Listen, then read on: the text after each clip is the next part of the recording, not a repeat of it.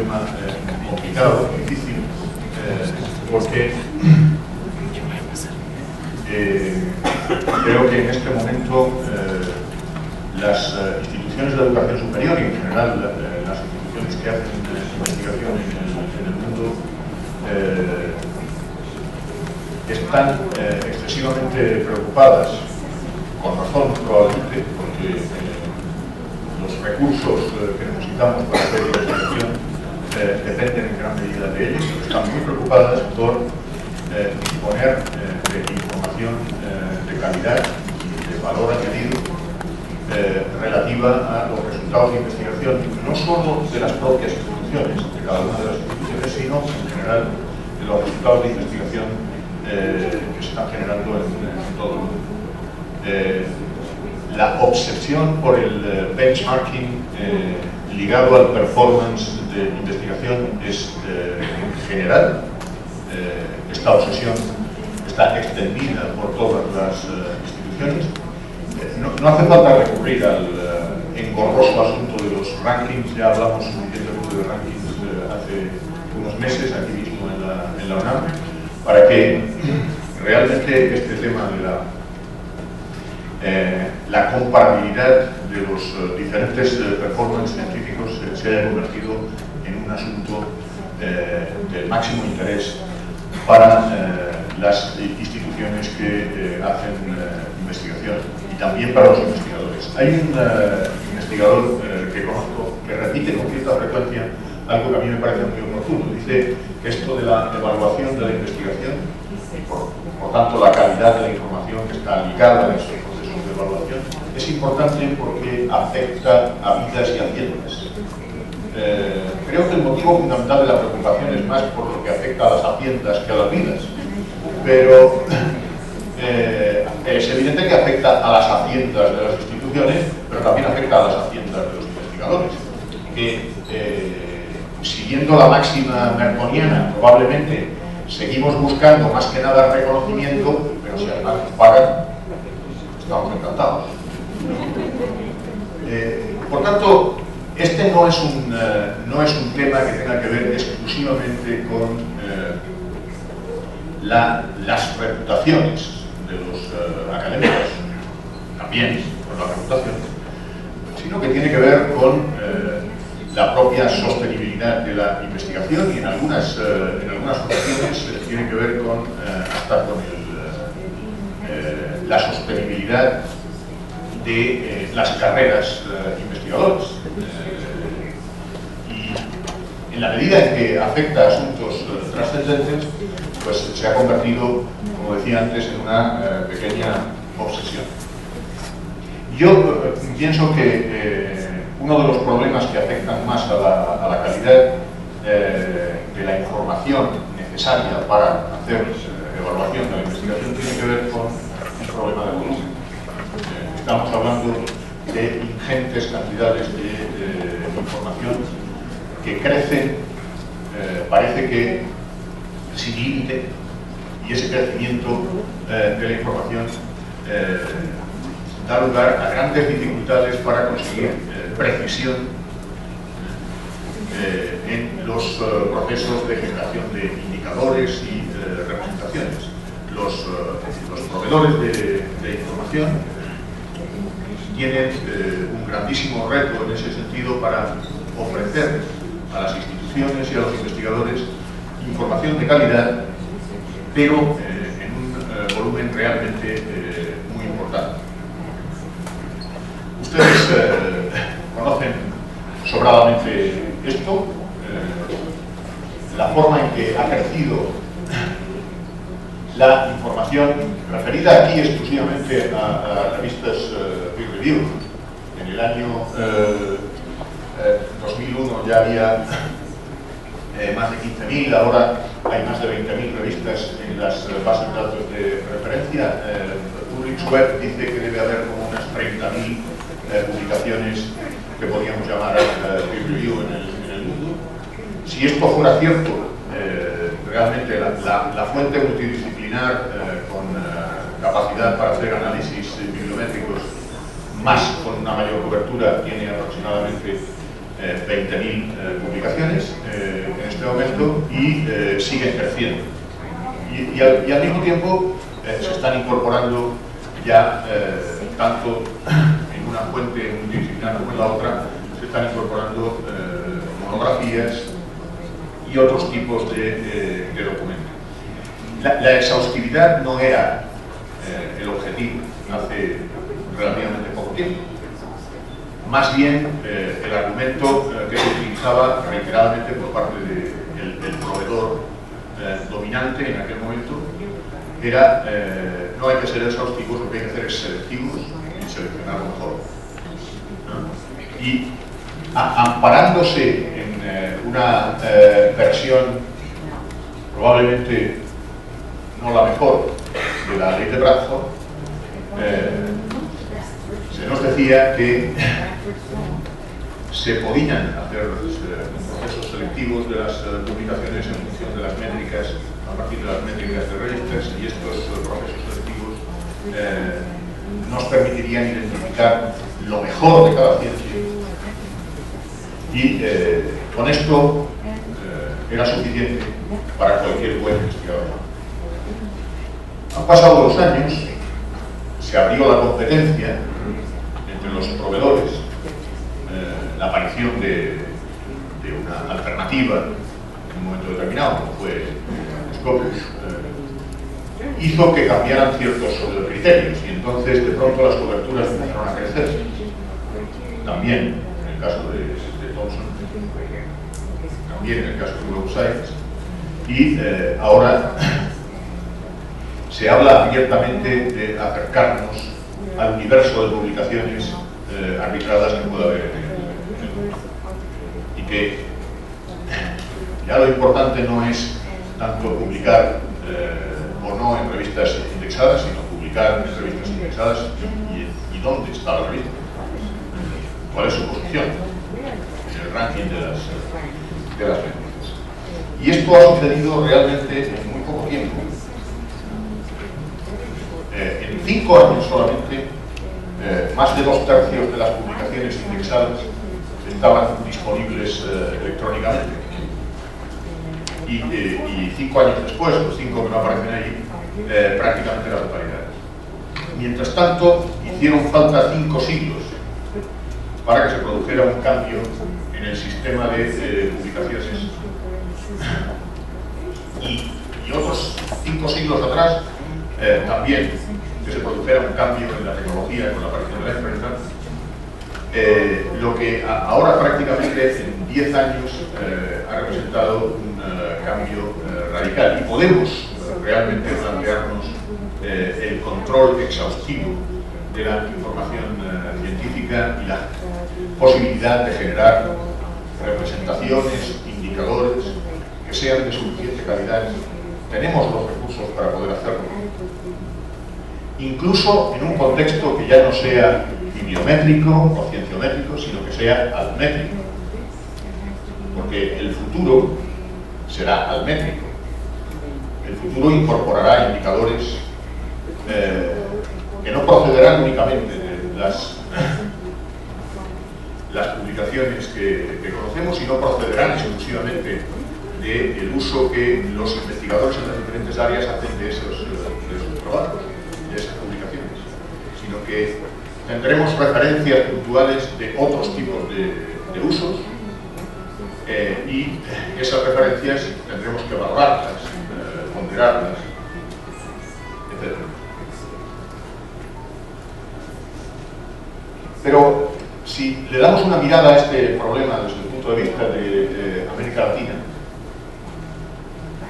quiero que vean qué es lo que está pasando en este mundo de las publicaciones científicas de una manera muy rápida en América Latina. Hay 2 porcentajes, como verán, en cada país en ese mapa. El primero representa el porcentaje de centros que tienen una producción científica significativa en la región, y el segundo porcentaje representa el porcentaje de producción que generan esos centros. La mayoría de los países tienen una situación más o menos equilibrada. El porcentaje de centros y el porcentaje de producción es muy parecido. Por ejemplo, México tiene el 16% de los centros de la región tienen una producción científica significativa y el 16,5% de la producción científica de la región. Lo más llamativo es que Brasil ya dispone del 52,5% de los centros de la región con producción científica significativa y más del 53% de la producción científica en la región. Es verdad que en una distribución dentro del país, que es una distribución que tiene un enorme sesgo, como es bien conocido, el Estado de Sao Paulo concentra una enorme proporción de esa producción, pero ya hace algún tiempo que Brasil superó la mitad de la producción científica de la segunda región del mundo que más crece en resultados de investigación en este momento, después de Asia, que es Latinoamérica. La segunda región del mundo que más crece, porque tienen ustedes que saber que aunque sigue concentrándose una enorme porción de la producción científica mundial en Europa Occidental y Norteamérica, en ese orden, en este momento, ya hace algunos años que produce algo más Europa Occidental que Norteamérica, con menos impacto, pero produce más. Sin embargo, ni Europa Occidental ni Norteamérica en este momento están creciendo ni de lejos lo que crecen Asia y Latinoamérica. Los crecimientos son muy débiles en estas regiones del mundo y probablemente no tienen que ver tanto con la crisis, porque esos crecimientos ya eran débiles hace unos años, cuando todavía no teníamos crisis. Esto tiene que ver sencillamente con un proceso evolutivo natural que se da.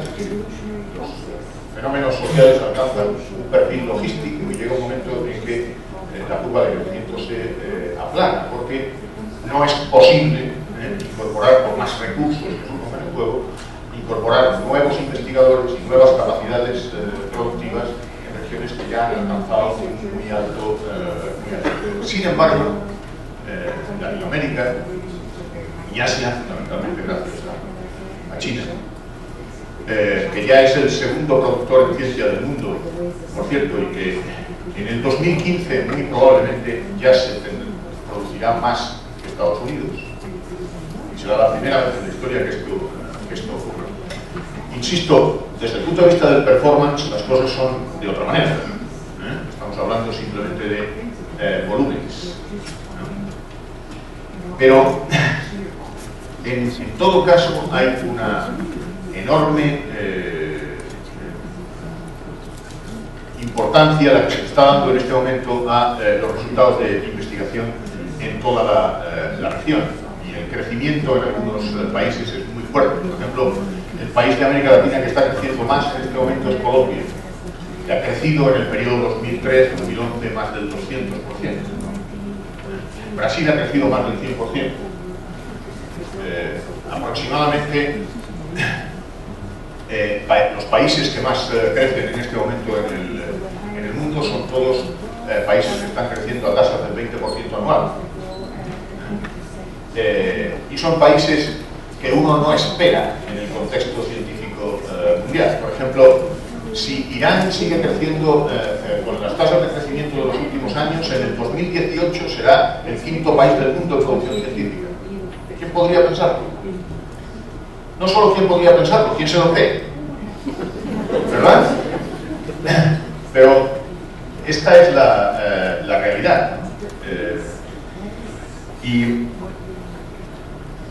los países latinoamericanos que están haciendo esto con unas tasas de inversión en investigación que son muy bajas, todavía, y con un gasto en información científica que todavía tiene que crecer considerablemente.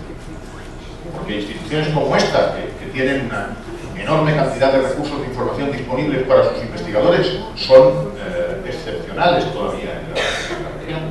No hay tantas instituciones que dispongan de los recursos de información que las bibliotecas de la UNAM ponen a disposición de los investigadores. Y esto es un factor clave en el desarrollo de las capacidades de generación de conocimiento científico en los diferentes países de la región. Pero tenemos que seguir mirando el problema desde el punto de vista de los canales de comunicación. Miren, esta es la distribución de revistas, de publicaciones científicas por países de edición de esas publicaciones, según el cuartil al que pertenece. Pero de momento fíjense en la columna de totales. 4 países del mundo, concentran aproximadamente, son Estados Unidos, Inglaterra, Holanda y Alemania, concentran unos 2/3 de la producción editorial científica mundial. 2/3. Solo 4 países.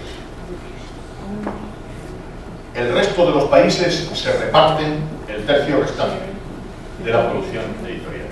Pero además, esos 4 países tienen una enorme proporción, mayor todavía que los 2/3, llegan a superar los 3/4 de la producción de revistas de primer cuartil.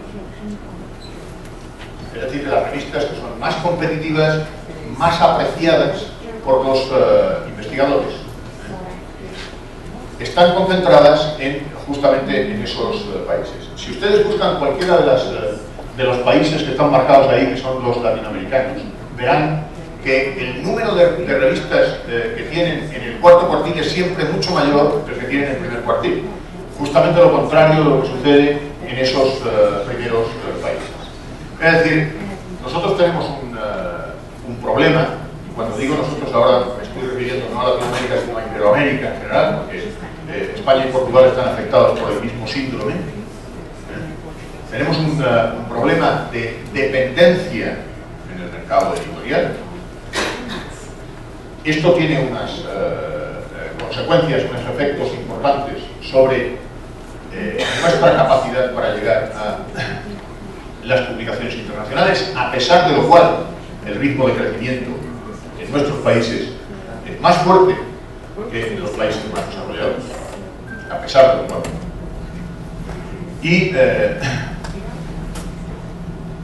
nuestro crecimiento, en gran medida, como veremos ahora, se debe también a la posibilidad de introducir revistas nacionales en estos índices internacionales. Para que tengan una referencia, existen en la base de datos Scopus 1000 revistas editadas en Iberoamérica, exactamente 1000 y algunas, fundamentalmente en español y portugués, muy pocas en inglés, de ese conjunto de libros. Y probablemente la región del mundo en la que más crece en publicaciones año a año en estos índices es también Iberoamérica. Al mismo tiempo hay aproximadamente unas 2000 revistas Open Access entre las 20.000 que tiene la base de datos.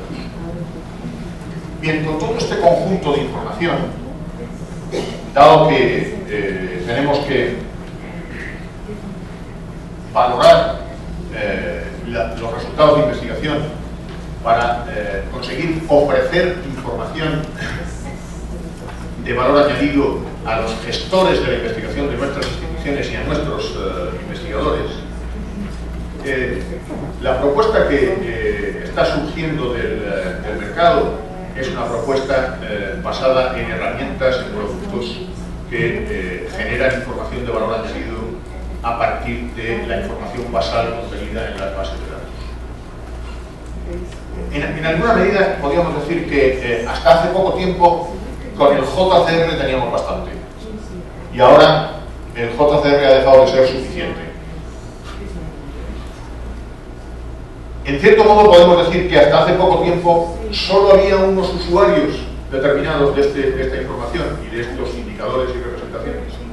¿Qué usuarios eran? Pues los investigadores. Ahora han surgido otros usuarios. Algunos de ellos, por cierto, obvian, hacen un bypass de las bibliotecas para irse directamente a los proveedores de información y buscar allí los productos. ¿Quiénes son estos? Los gestores de la investigación en las instituciones. Y aparecen productos que están dirigidos específicamente a ellos. Los proveedores han encontrado que durante mucho tiempo quienes disponían de los recursos económicos, por la forma en que se diseñaban los presupuestos en las instituciones de educación superior, eran las bibliotecas.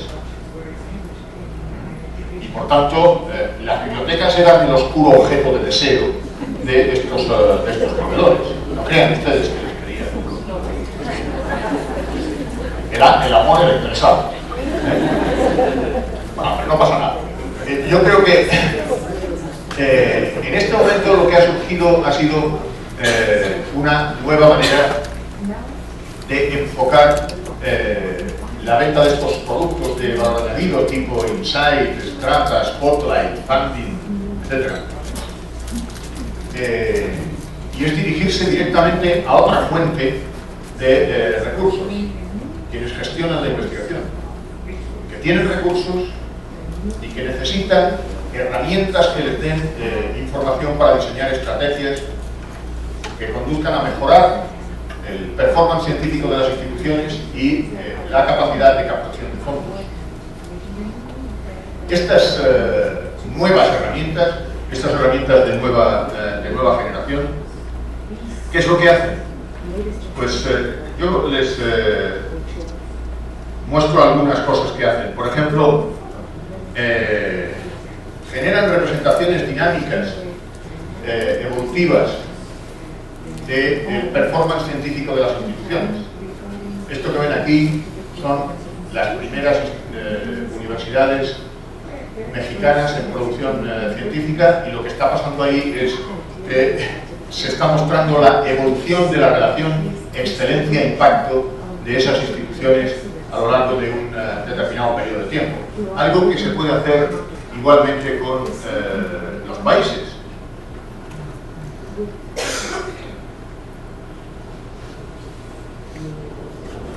Por cierto, alguien podría preguntarse, ¿y usted por qué a lo largo de este periodo el performance científico de todos estos países decrece? Y para eso necesitaríamos recurrir a una herramienta como esta, que cuando funciona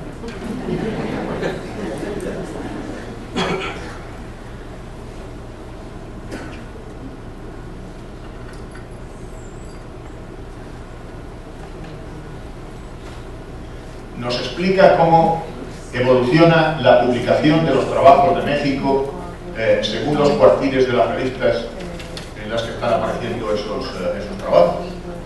Y nos explica que cuando aumenta peligrosamente el número de trabajos publicados en revistas de peor cuartil, en revistas que están peor posicionadas, esto da lugar a un descenso del performance de la institución, porque el performance de las publicaciones de los trabajos cuando se publican en revistas de primer cuartil está siempre por sobre la media mundial, y sin embargo cuando se publica en revistas de cuarto cuartil está muy por debajo de la media, lo que explicaría por qué a lo largo del tiempo, si ha aumentado el número de trabajos publicados en revistas de cuarto cuartil, tiende a descender el performance. Y esto pasa en todos los países, en todos los países latinoamericanos en principio, claro. Están muriendo de éxito, están teniendo una enorme capacidad para introducir nuevas revistas del propio país, que necesariamente cuando entran quedan colocadas en el cuarto cuartil a espera de poder ascender a medida que aumenta su visibilidad, pero inicialmente esto tiene que perjudicar el performance científico de los países cuando medimos esos indicadores.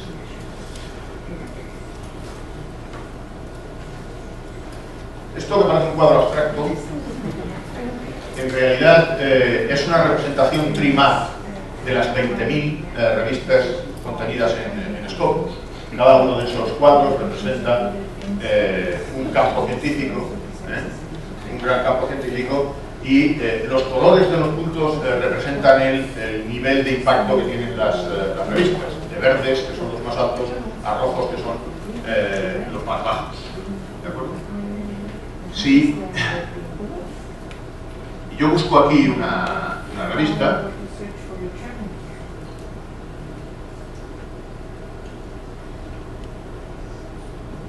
y intento analizar los motivos de la métrica que les ha sido asignada,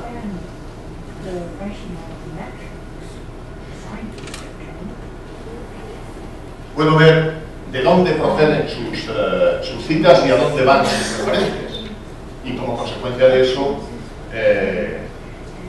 llegar a alguna conclusión respecto de la métrica que la revista posee. Por ejemplo, en el caso de Scientometrics, lo que vemos es que las líneas de color rojo representan referencias, las verdes representan citas, ¿no? Referencias que además se pueden segregar, porque podemos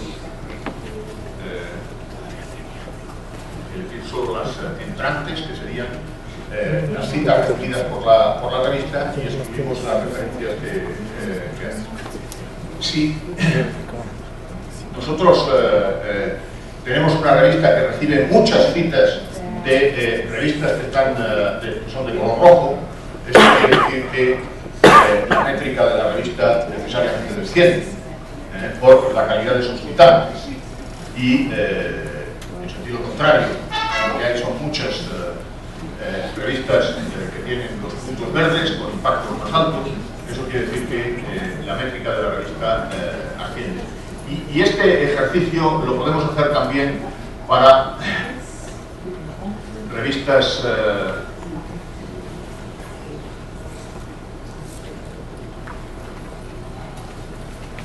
mexicanas, como por ejemplo esta, que es la revista en este momento con más impacto en México, Annals of Hepatology, que, como veis, solo tiene enlaces en la parte izquierda del trima, porque a la derecha están las ciencias sociales, las humanidades, etcétera, y acá están las ciencias físico-naturales, la medicina, la bioquímica, etcétera. Este es un tipo de herramienta de esas de valor añadido que digo que en este momento resulta necesaria para contarles a los investigadores y a los gestores de la investigación lo que ellos no saben sobre la investigación de la universidad. Lo mismo que esta obra, esto es en honor al profesor Laclet, que nos acompaña aquí, el mapa de la parasitología mundial, con los niveles de impacto de la parasitología en los distintos centros del mundo. Y eso es la UNAM. Y podemos hacer un análisis de las colaboraciones científicas que tiene la UNAM en el ámbito de la parasitología en el conjunto del mundo.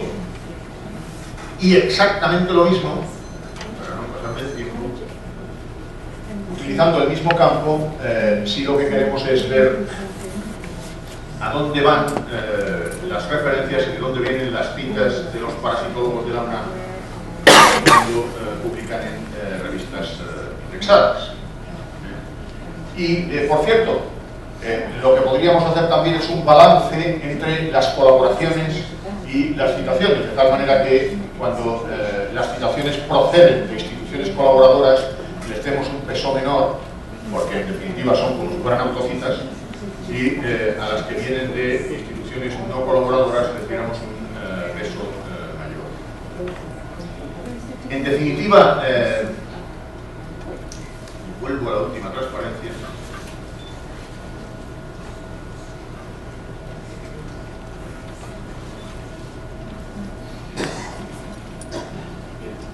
Ahora ya se necesitan herramientas que exploten mejor la información y con mayor precisión.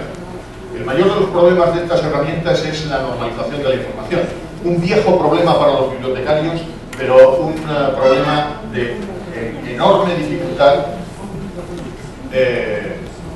justamente para quienes proveen este tipo de herramientas. Yo creo que en una adecuada combinación de esfuerzos se podría conseguir mejorar mucho esos resultados. Y el papel de las bibliotecas y de los profesionales de la información en un mundo más orientado a los productos que a los servicios está en una encrucijada con dos opciones.